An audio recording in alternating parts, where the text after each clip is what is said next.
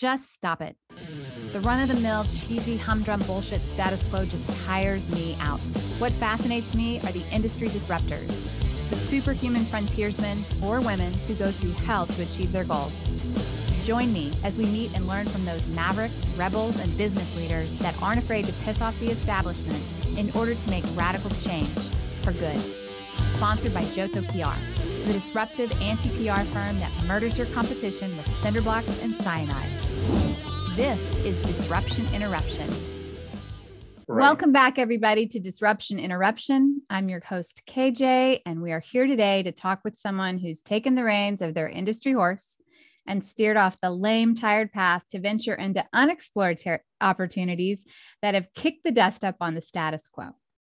Today's guest has been disrupting since the late 90s. I think he's lying. I think he's been doing it a lot longer.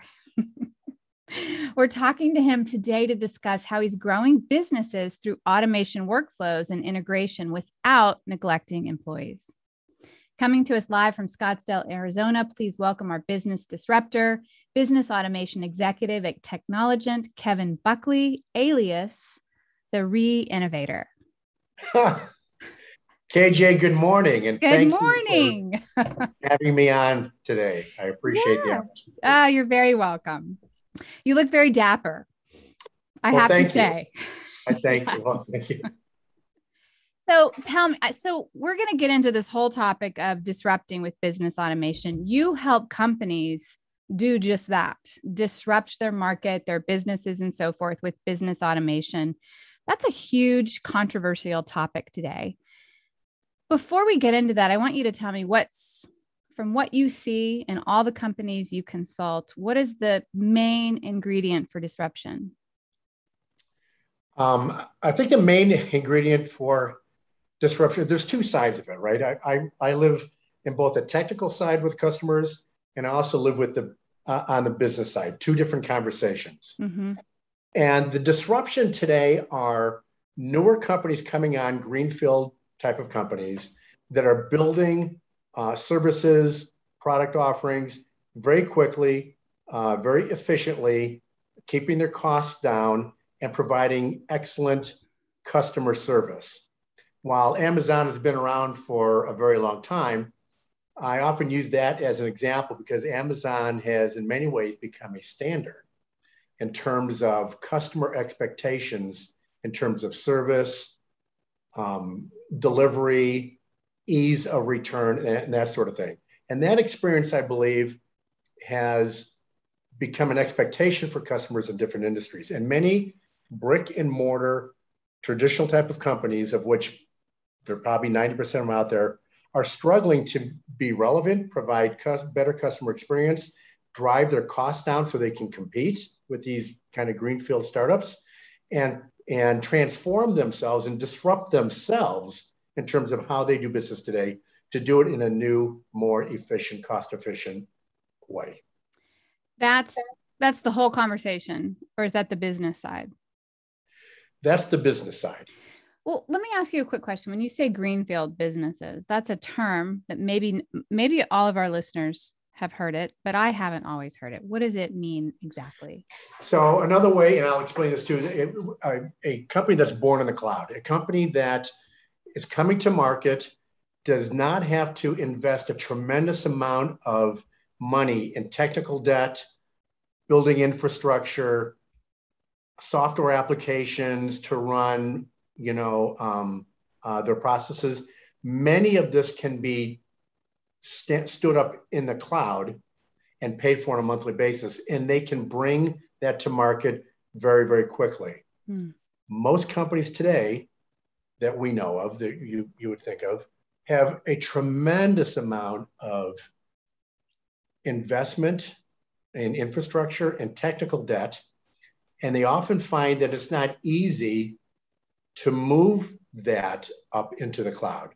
Application stacks are built over 10 or 15 years. They're running their business on this. The power company is sending out bills every month or doing billing on a infrastructure stack that cannot be moved to the cloud. Again, it costs them 10, 15, maybe $30 million to do that. And in addition, disrupting their billing or their processes. So the Greenfield is Greenfield a new companies company. are the ones that start out that way. They don't have that. Think of Uber. Yeah. Think of Lyft. Think of DoorDash, right? Many of these are leveraging the cloud to deliver their services and to provide storage and infrastructure. You know, it's interesting that you say that. I was just in a conversation the other day with a client. We were talking about a public company. I can't remember what it was, but they needed to move their stack to the cloud, and they couldn't do it because it cost them an exorbitant, I want to say, like, it was a huge public company. I don't know if this is true, but $1 billion a month. I don't know if that could happen, right? But they couldn't do it because they couldn't justify it to the stakeholders, right? Yeah. It was this historical company. Now, maybe that's a overinflated number, but the point is it's extremely expensive for them. Yes. You're saying the cost to them to move it to the cloud would be that much. Yeah. I don't know if that was true. It could be. And it just depends on the company, right? Right. But the point is, you're saying, I mean, they're really behind the 8 ball here, right? Because they're competing with these Greenfield startups, and they have so much invested. They have to disrupt themselves. They have to disrupt the way that they're doing business today without disrupting their daily business. If that makes sense. So is that the ingredient? Like that they have to disrupt themselves first? They have to decide if they're going to go embark on this journey to improve their business workflow processes, to automate them, and to be able to deliver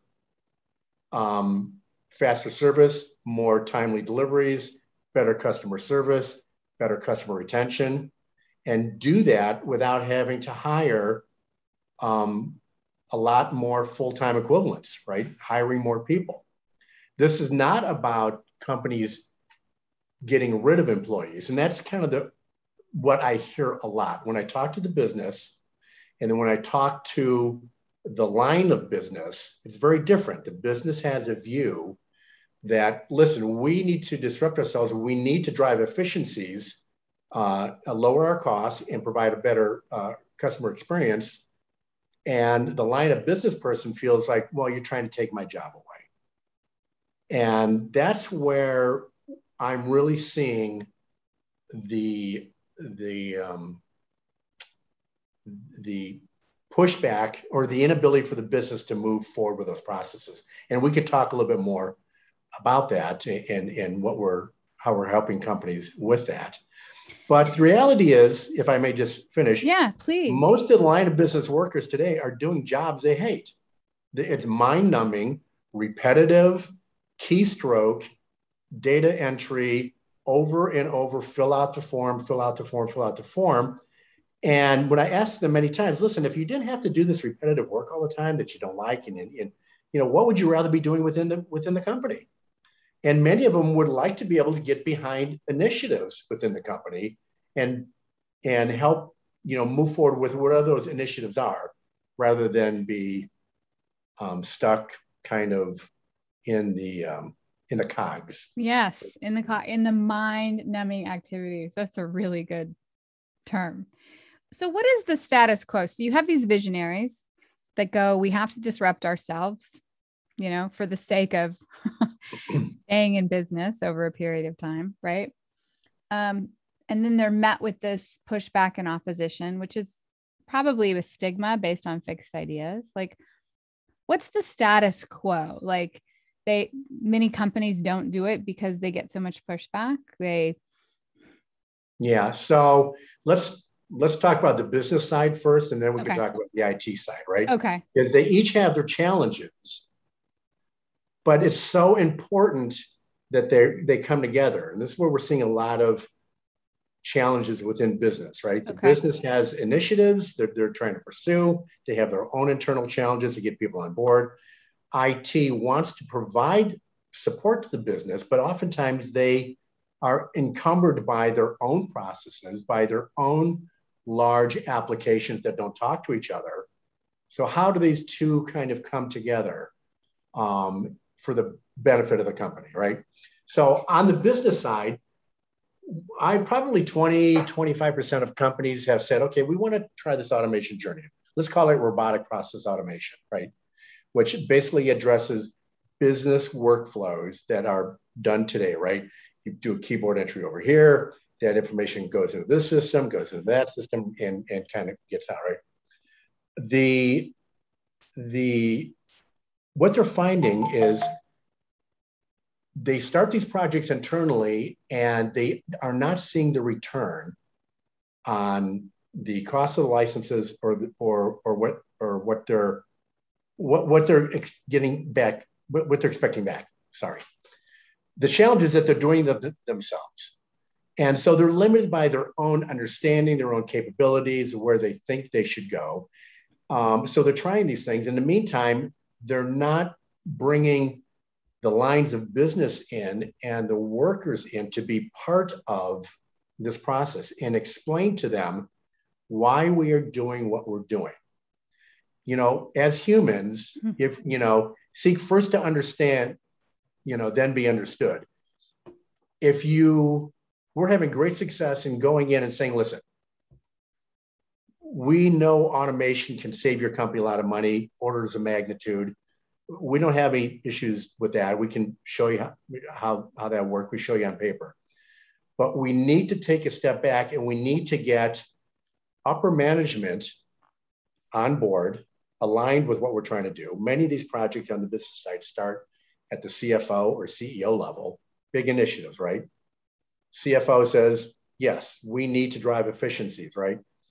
We show them how automation can save them money, but they're neglecting to get the workers, the people on board with the process. So we take a step back and we say, listen, we need to start with helping you establish a center of excellence within your organization by which lines of business can have input into, here's their stakeholders, right?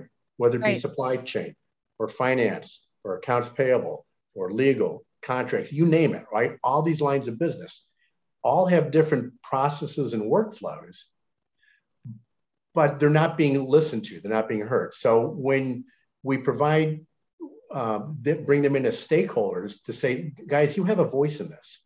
This is something we want to do. This is not something we want to shove on you. We need your input in order to make this successful.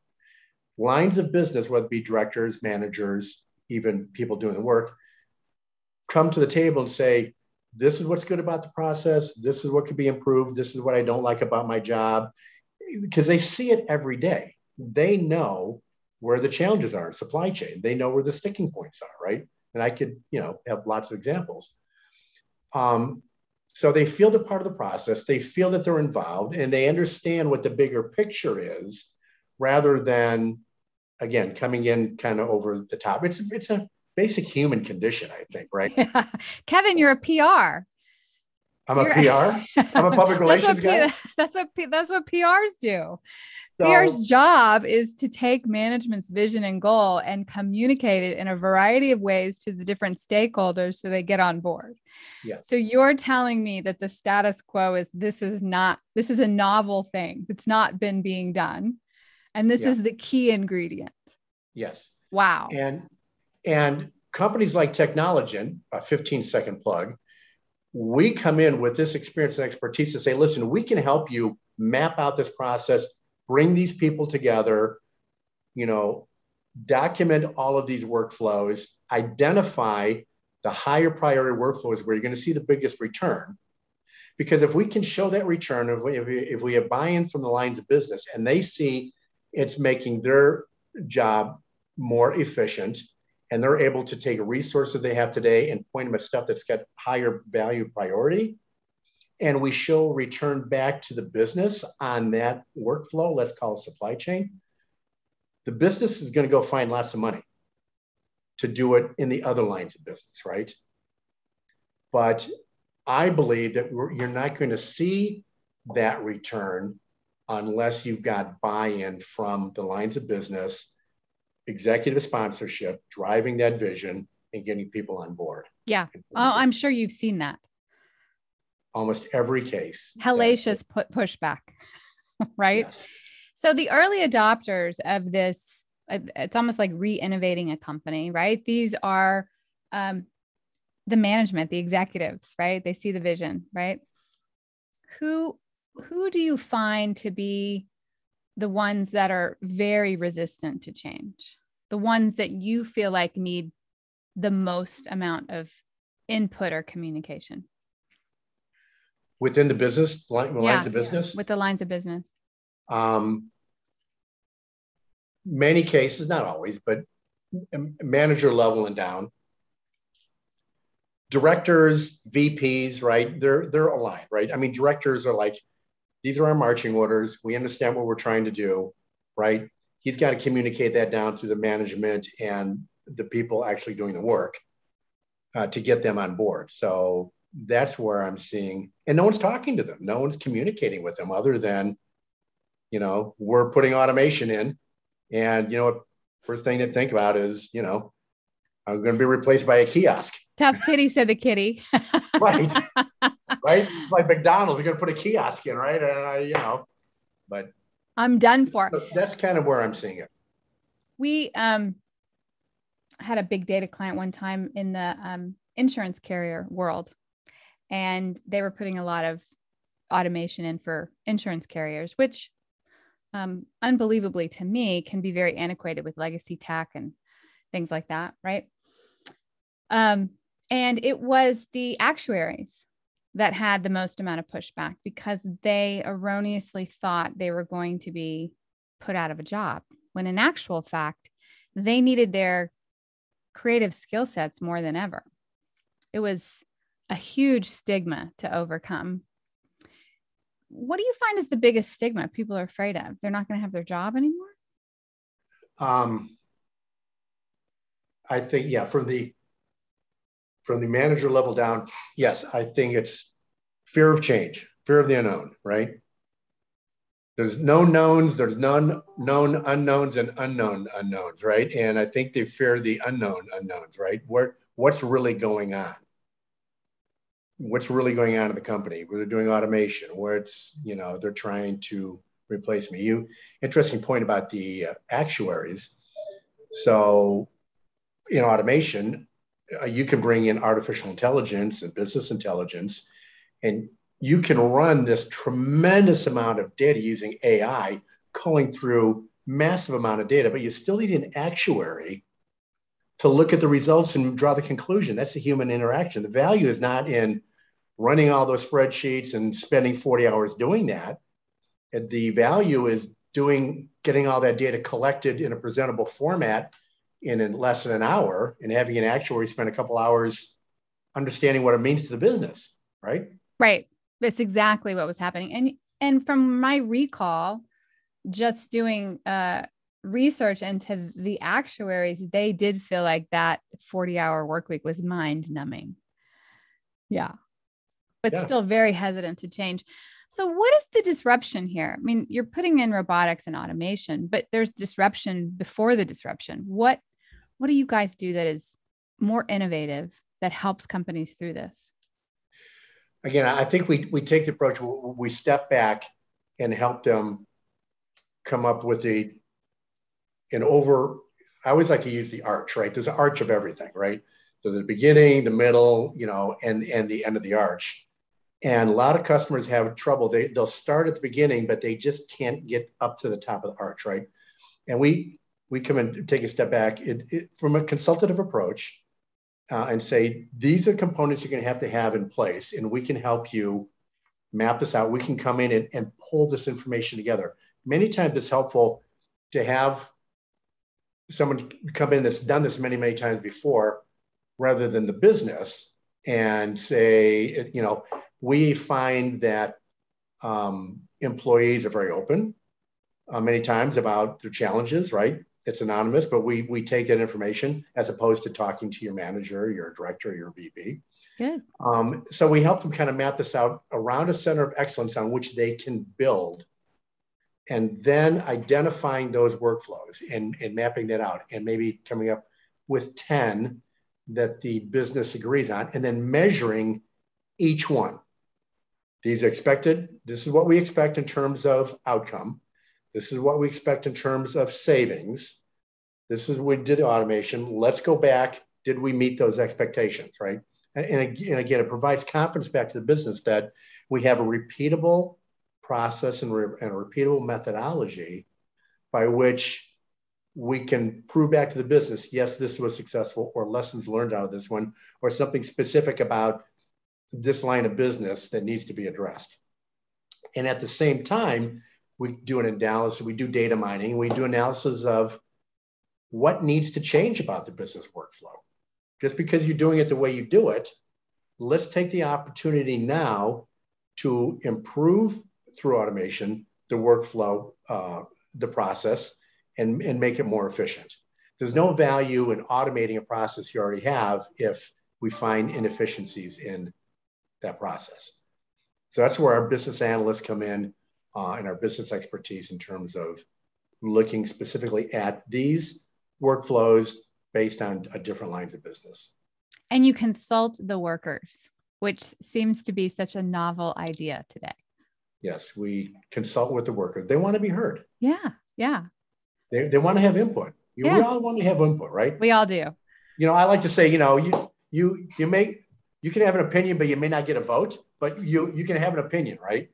But we'll take all of this together and then share it back with you. Here's what we're going to do. And people, they'll hear in that messaging from upper management, okay, they hear me, and this is not going to take my job away. It's going to save money because as the business grows, if we're trying to grow our business by 10 or 15% every year, the business may not necessarily want to hire 10 or 15% more people to do that. And that's where automation says, okay, we can flatten that curve. We don't have to get rid of people, but we can flatten that curve, do more work with the same amount of people. And then we scale people as we need it, maybe at the 25 or 30% growth mark. Yeah, that's awesome.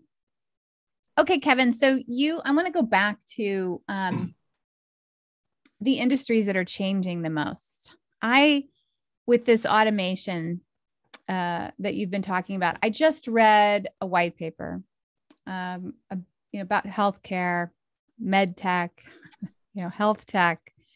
And you're talking about the consumer demand today changing the way businesses are being run, and it's consumer convenience and so forth. And this is happening greatly in healthcare right now, right? Like COVID has time warped things like 10 years. It's happening in e-commerce, shipping and logistics.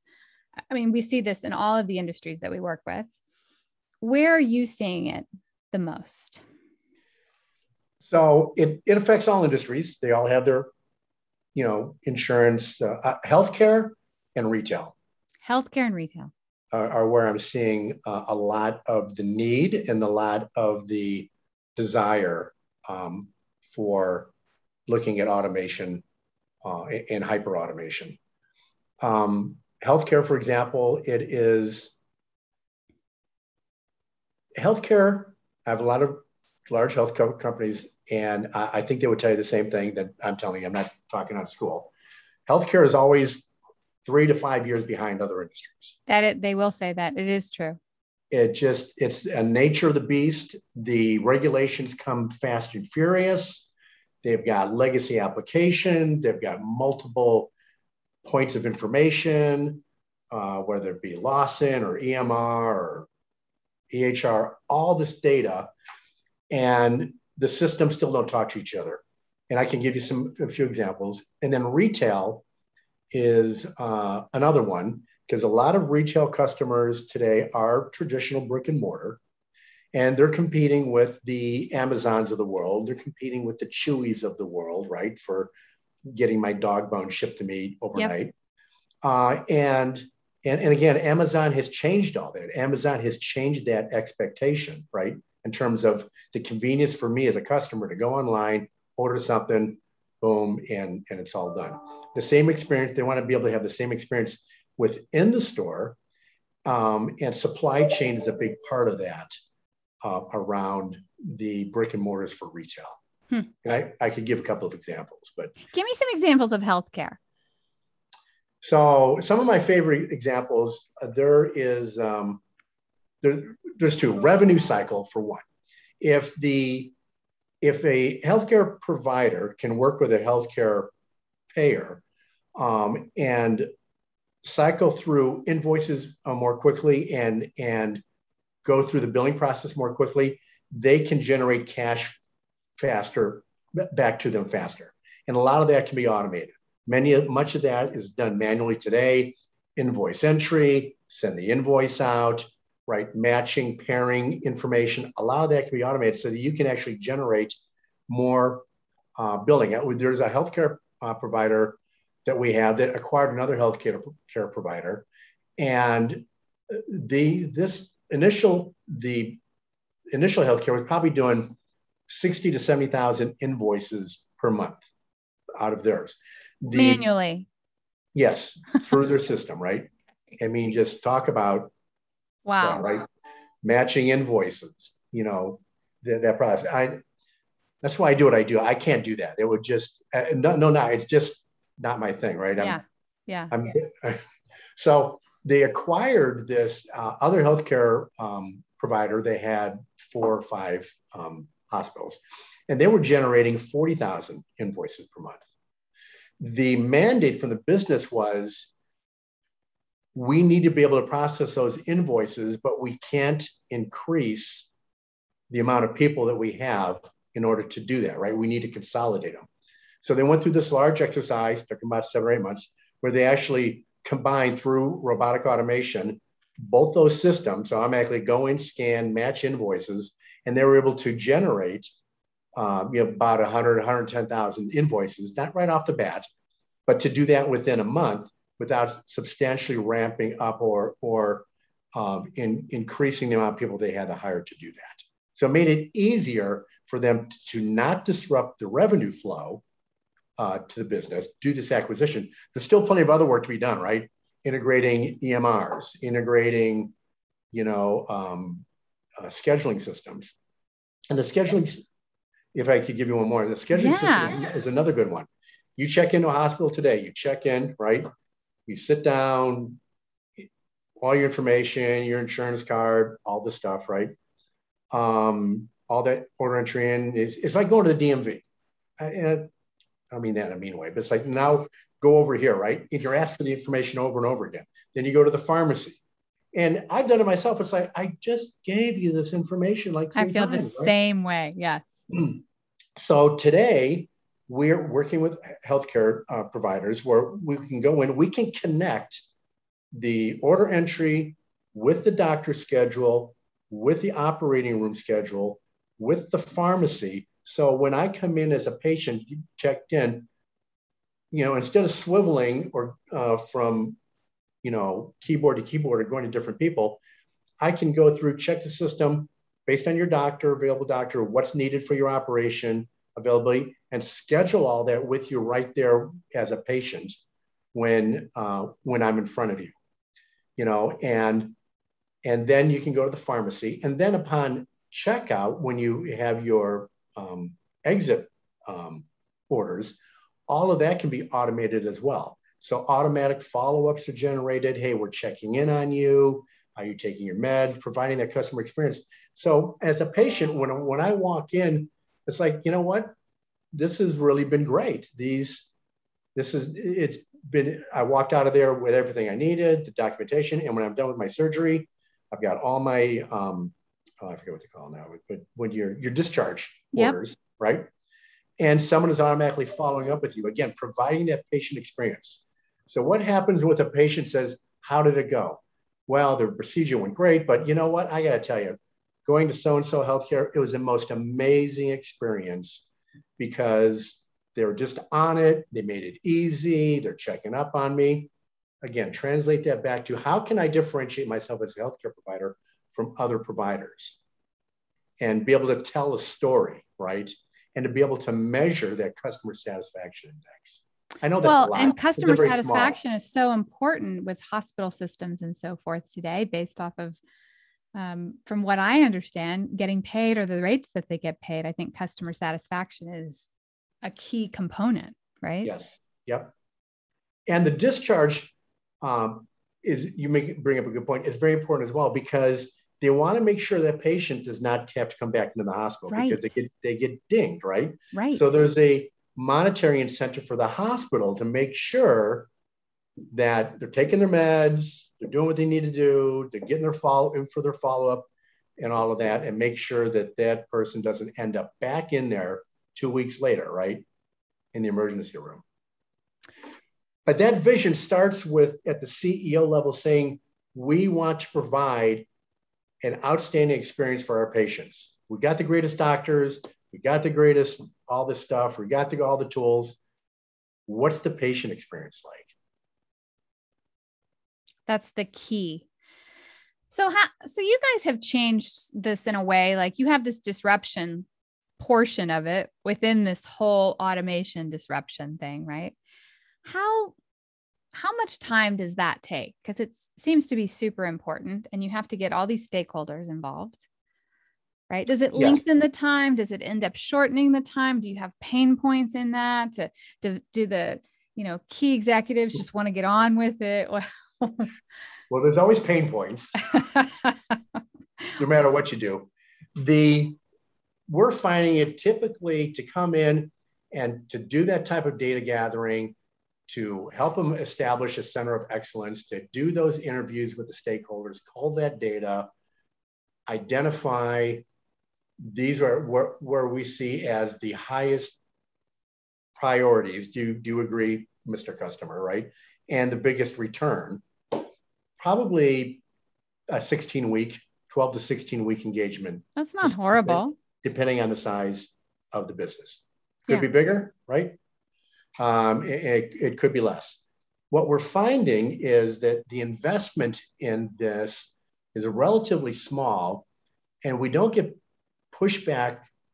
The only pushback, we don't get pushback from executive level because they're willing, if they agree with the methodology and they agree with the process and they agree with, if we do this, here's what we're going to be able to come back. They want to be able to measure that and they want to be able to understand what they're getting. And that's usually the biggest part up front in working with businesses, is helping them understand, if you do this, this is what your deliverable will be. It will probably be one automation that we decide on, but the bigger picture will be establishing the center of excellence, establishing that communication between upper management and lines of business, to making sure that going forward, you're successful. Otherwise, KJ, it falls apart. You can have the best of intention, right? And the CFO can see the opportunity, but if they're not bringing everybody together, it's not going to be. And you have to have a way to measure that so that they can see, okay, here's the vision, but sometimes you put it into the material world, you have to make adjustments and changes, right? Right. And does that then become like a standard template for that company to then apply for the next automation?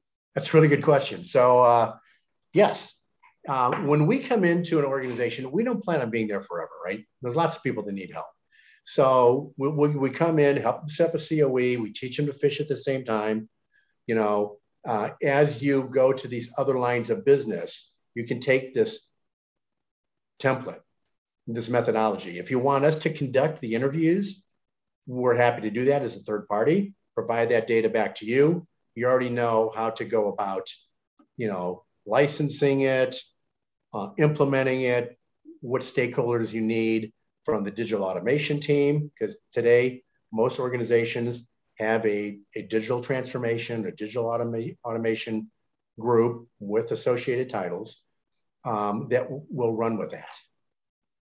And we're always there to help. Makes sense.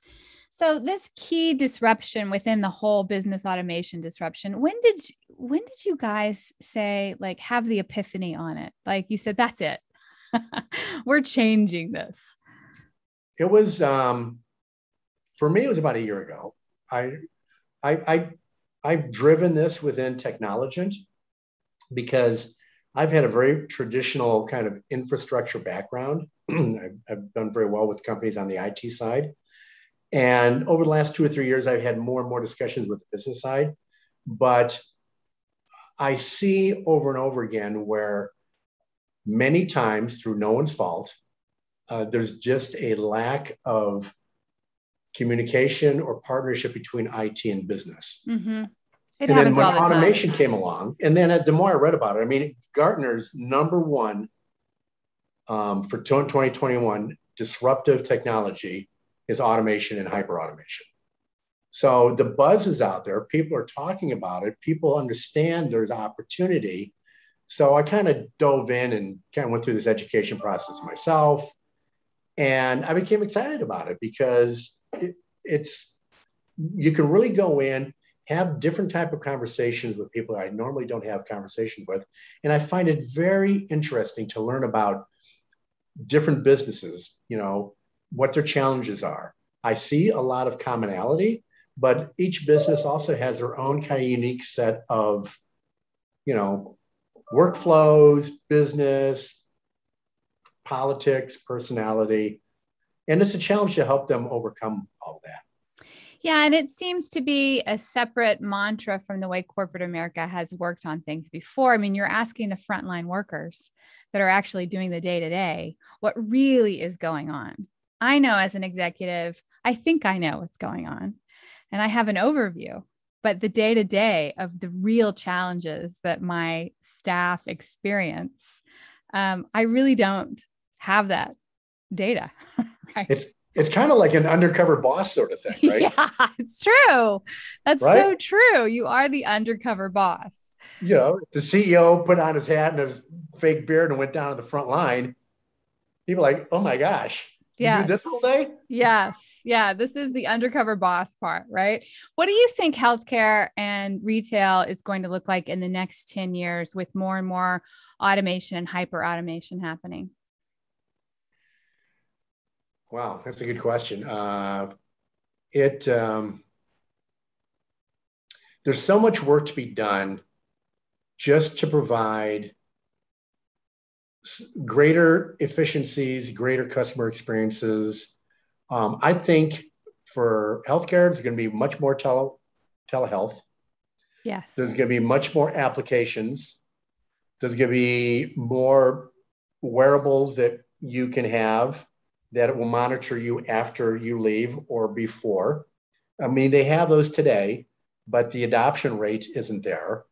And the ability to take that data in across, you know, 5,000 patients or 10,000 patients at any given time and make decisions against that is a challenge, right? And this is where automation and AI can come in to take this data. I think of a company like ResMed.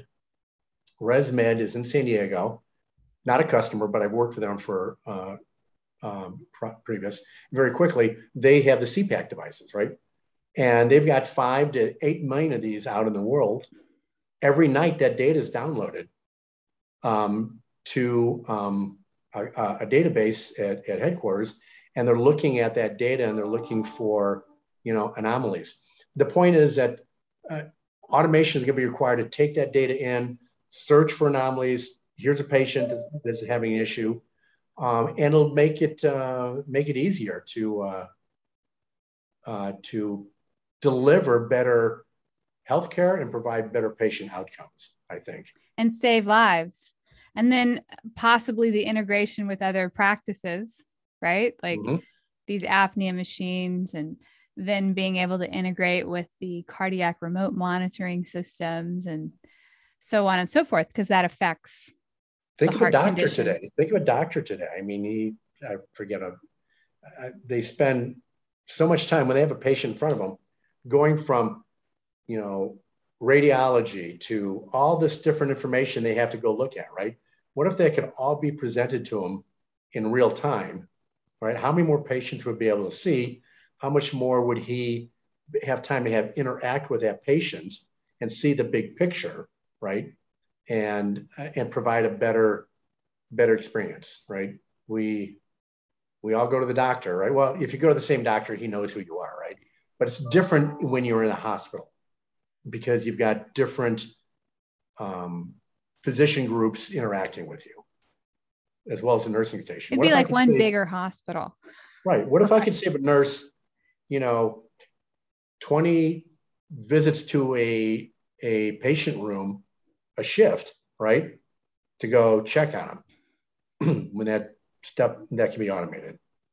I guess Seems there's like no we'd be shortage. practicing health then instead of practicing medicine, right? Maybe so. Yeah. It's getting back to that, you had the family doctor, right? Who knew you did that experience, right? So I think it comes back again to patient customer experience, and same with retail, right? As traditional retailers are now trying to expand their brand online, whether it be a PetSmart or a Petco or Walmart or whatever, right? How can they make sure that they have the product in stock, pricing is accurate, and it can be shipped out, and they can get that product shipped out and on my doorstep in the same amount of time Amazon can. Right. And this is all improving customer experience, but it's also letting, right, the key stakeholders have opportunities to have more ability to have a say in the business, or create on other skill sets, or put them to use on things that are not mind numbing. Right. Huge stakeholder. Right. Huge. Now when the business comes out with their 10K at the beginning of the year, it says, here, this is what we did last year. These are our goals and objectives for the coming year. This is what we want to do, improve this, by X percentage. An employee, if they're motivated, can look at that and say, how can I get behind helping that, right? Helping us reach our stated goals as a company to grow in these areas, right? As opposed to coming in, working from home, or coming to the office and doing, same what thing it is that you do every day. Same thing. Yeah. Same thing. People want to be challenged. People want to feel like they're contributing. They do. They really do. And they want to be acknowledged for it. And they want to be acknowledged and want to be listened to. Yeah. Yeah. So Kevin, were you always this sort of like communicator between tech and business, or disparate groups? What were you like as young Kevin? Younger. I was more younger. Yeah. I was more on the tech side. Yeah. I like the tech, interacting with the IT folks, solving those challenges that they have. But I came to realize that was just a very, very small piece of it, right? And I came to realize through that process that many times the people I was working with, very smart people and really want to help the company, didn't always have a handle on what the problem the business was trying to solve. So I would kind of go over the bit. I say, hey, you mind if I go over and talk to that group over there just to help me understand? And many times they're saying, yeah, go talk to them, right? And then I'd come back and say, it helped me complete the picture and help kind of drive. And then I could help, they didn't always need my help. I could help the IT folks put the justification together based on the business requirement, not based on, I need $1 million to buy this shiny stuff that's going to run faster and store a bunch of data, as opposed to, hey, if we invest this $1 million, this is the return back to the business that we can see, whatever it is. I'm not going to. So it helped. Many times I would write the business justification for the IT, and they would take it forward, right, when they're asking for the money.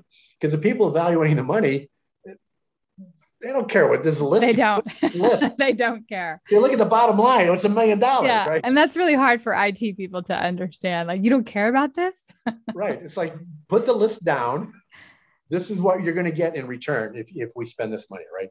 Whether it be, malware protection, whatever it is, right? So that got me more and more involved, and that became part of my sales campaign or my efforts within an organization. That makes sense. So you started off in the IT side, and you really saw the missing gaps. Yep. Yeah. It's still IT. It's still all, at the end of the day, we haven't talked much about IT. We have a few minutes, but at the end of the day, all of this stuff we're trying to do has to be run, has to be supported, has to be provided support for the lines of business by somebody, right? Right. And IT has that. And I'll just say in a minute, where we can help in IT has a tremendous amount of investment, a tremendous amount of technical debt. They've got the storage infrastructure, the network, security, security. Pressure is unbelievable. The pressure is unbelievable. The Yeah. spinning plate. And then they've got 15 different unique applications, whether it be SAP or EMR or whatever it is, running this data. What we're able to do on the IT side is, listen, you've got this investment. This is important data that you have here. The business needs this data, need access to this data. It's taking you 40 hours to get a report out of SAP. We can connect those applications on the back end and help them talk to each other and run the business workflow process from application to application to application to collect that data and then present that data back rather than getting it individually. And then that presents another challenge to the business, which we address, and that is governance and audit, to be able to be audited, right? If I have a unattended robot going in and touching patient healthcare information or touching credit card information, I need to have an audit trail so I know who accessed what, and all that can be automated as well. So we can provide audit trails back to the audit, more accurate auditing, because the trick in the audit is not knowing what you don't know. That's where you get stuck, right? Yeah. So we can make the audit process easier as well. So again, IT is like, we can help you too. We can stitch all this stuff on the back end, and you guys can focus on the important aspect of making sure that systems are up and spending more time with the business. This probably gives them a lot of peace of mind and ability to sleep at night. They like the idea. Yeah. But like the business, they don't know where to start, but we have the same process with them. They're too interiorized into it. So you have the same process with them. That's interesting. Of course. Right. Yeah. So you have it on both sides. You have to have this on both sides. You do, right? Because we have to marry the business goals, the business objectives with the infrastructure I have in place to support that and make sure that the data is flowing, right? You have the data, the business without the access to the data, my hand's too big. The business, talk to my hands. This business without access to the actual data, they can't make good business decisions. That's what I love about this podcast, because people have almost like a fixed idea of disruption, and they don't realize all of the challenges that are innate in something like this. And while what you're saying seems so logical and simple, it is very novel and new. I think so. It's when you talk about it, they go, well, yeah, of course I know. Of course. Of course I need to do that. I just don't know how. Right. Exactly. Yeah. Right. So we can provide the how. We can help get a kick-started. We can help in any level that you want. So give us a little plug. You plugged Technologent, but tell me really who Technologent is and what you guys do. So Technologent we're north of $600 million a year in revenue. We've been growing at 25%. Substantial part of our growth has been around services like this, we're all across the country. We're a global company. We're in India, Australia, Europe. We have multinational companies. We won an award from U.S. Commerce as the #1 importer exporter, so we can get equipment shipped. I like to call ourselves your local global systems integrator. We have that local touch. I'm in Scottsdale. We have a large office in Scottsdale. We're in cities all over. We have a tremendous amount of investment in business analysts and engineering folks. It's 3-to-1 business analysts and engineering folks to salespeople. And still 60% of our business is infrastructure, but the growth is on the business side and helping the business, achieve their business objectives and leveraging infrastructure that they have today and helping IT, pulling them together. And ultimately saving the economy, helping the economy, right? That's on the list for next week. So tell me this, before we find out how people can connect with you, tell me about your crazy passions. Tell me about Kevin. What do you do? What do you do outside of business automation and innovation? So I'm an avid sailor. I've been sailing for many decades. I learned when I was a teenager how to sell from a guy named Buddy Melgus. He lived next to us on Lake Geneva in Wisconsin. And I didn't realize it at the time as a teenager, but he won the gold medal in the Olympics for sailing. He was just he was just a dude. He was just someone sailor. You knew. Yeah, who knew? And so I sail a lot. I'm certified skipper up to 51 feet. So I can do charters and stuff. So I love that because it's challenging. It's hard for me to relax. I always have to have something going on. I'm an avid biker. I've got a big Harley. Really? So I trade in my blazer for a leather jacket, and I'll take long trips to kind of clear my head. I like to golf. And are you a good golfer? No, but they still call it golf when I play it. It's still called. Actually, I play great customer golf. I pay and I lose, and then that's the key, right? But I enjoy it. It keeps me humble, and incremental improvement is fine by me. Wow. So you're a skipper, you're a motorcycle rider, you're a golfer. Do you have a crazy skipper story? Have you ever had something like Gilligan's Island happen? I actually did. I was out on a sailboat, a 40-foot sailboat with a bunch of friends. We're heading out of the bay in San Diego. The engine catches on fire. Smoke comes pouring out of, below. Everybody comes running up, right? My first reaction was to jump off the boat. It's like, wait a minute, you're the skipper. Everybody stay calm. Last thing you want is to see the skipper jump off the boat. We stayed on the boat. We got the fire put out. In a nutshell, everybody's like, what do we do? Because it's got a diesel engine, right, to put out, right? We go back. I said, it is a sailboat, and we don't need the engine. So we sailed the rest of the day. And then that evening, I sailed it into the slip. Didn't damage the boat. Wow. That's difficult. I took my time. I called up I said, guys, I'm coming in. If someone wants to be down there, I could use the help. So I ended up, maneuvering the boat and getting right into the slip, and everybody got off. And you've earned your stripes. Do you have a skipper hat? I do not. Oh no! I always say it's a swell ship for the captain, but a hell ship for the crew. So. Well, I'm going to get you a skipper hat. Okay, I'll wear it next time. Kevin, how do our listeners get a hold of you? So you can always check out our website, technologent.com. If you have a little posting, it's, technologent.com. I can also be reached at kevin.buckley@technologent.com. And if you go to LinkedIn and search for me, you'll see a series of podcasts I have, a series of blogs that I've posted, different information that might be helpful to you, that kind of chronicles our journey and what we've discovered and what we're learning out there that we'd like to share with people interested. Good. That's badass.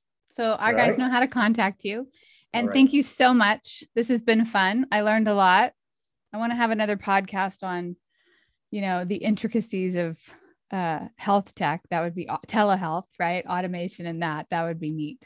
IoT is coming. Internet of all things is coming for healthcare. We can do a whole podcast on that. Wow. Okay.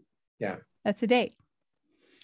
Thanks, everybody. That's it. If you learned something today or laughed, tell someone about the podcast. Tell people to go disrupt their markets and use some tidbit from this show.